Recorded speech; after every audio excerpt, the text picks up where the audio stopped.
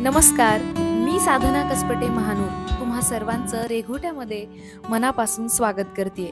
जर तुम्ही चॅनलला सबस्क्राइब केलं नसेल तर सबस्क्राइब करा। लहान मुलं ही मातीच्या गोळ्यासारखी असतात, त्यांना जसं घडवू तसेच ते घडत असतात। आणि नगर जिल्हा वाचनालयाने मुलांचा व्यक्तिमत्व विकास घडवण्याचा जणू वसाच हाती घेतला आहे। त्यामुळे मागील अनेक वर्षांपासून दरवर्षी उन्हाळ्यात व्यक्तिमत्व विकास शिबिर ते चालवतात। या वर्षी इतर मान्यवरांसोबतच मला मुलांना मार्गदर्शन करण्याची संधी त्यांनी दिली।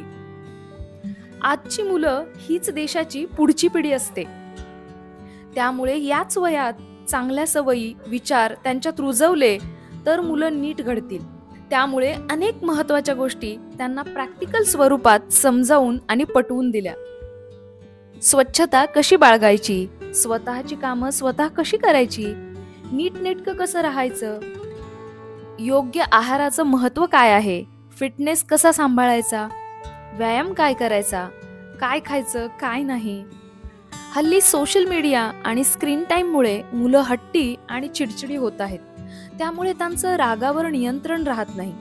अशा वेळी इतरांचं मन कसं जपायचं, आपल्या चुकीच्या शब्दांमुळे समोरच्याच्या मनावर ओरखडे ओढले जाणार नाहीत याची काळजी कशी घ्यायची, रोजनिशी लिहिण्याची सवय, चांगले वाईट अनुभव, रोज काय नवीन शिकलात याची नोंद ठेवण्याची सवय कशी लावायची, त्याचे फायदे काय आहेत, इतरांच्या चांगल्या गोष्टीचं कौतुक करण्याची सवय, इतरांना ॲप्रिशिएट करण्याची सवय, त्यामुळे नेमका नात्यांमध्ये काय फरक पडतो, दिवसातून एक तरी काम मनाविरुद्ध करण्याची सवय लावणे, जेणेकरून लाईफमध्ये सगळंच आपल्या मनासारखं होऊ शकत नाही हा ॲक्सेप्टन्स यायला मदत होते।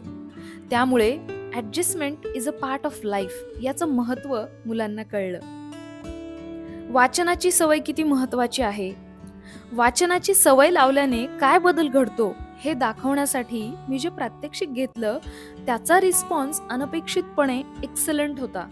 इतकी छोटी मुलं पण प्रचंड हुशार, हजरजबाबीपणा असलेली, पेशन्स असलेली आणि स्मार्ट होती। खूपच छान रिस्पॉन्स देत होती, सगळं लक्ष देऊन ऐकत होती।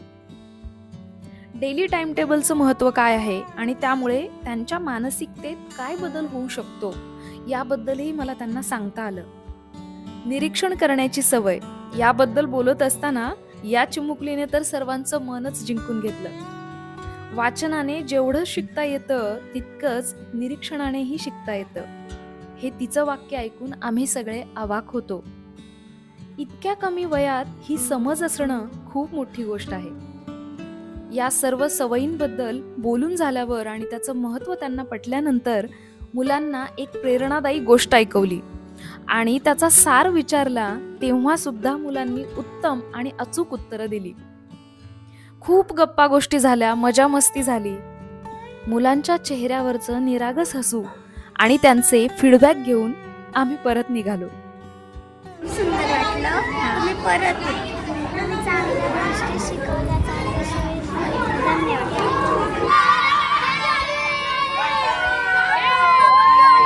मला सांगा, कसं वाटलं तुम्हाला?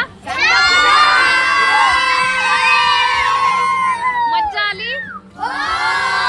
शिकायला मिळालं? काय शिकायला मिळालं?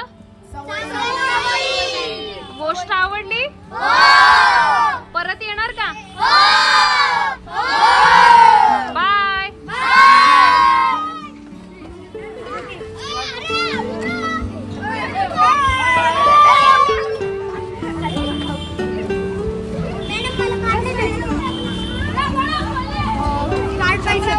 कसा वाटला व्हिडिओ कमेंट करून सांगा। प्रत्येक नगरकरापर्यंत हा व्हिडिओ नक्की पाठवा। आवडला असेल तर चॅनलला सबस्क्राइब करा। भेटूया लवकरच, तोपर्यंत धन्यवाद।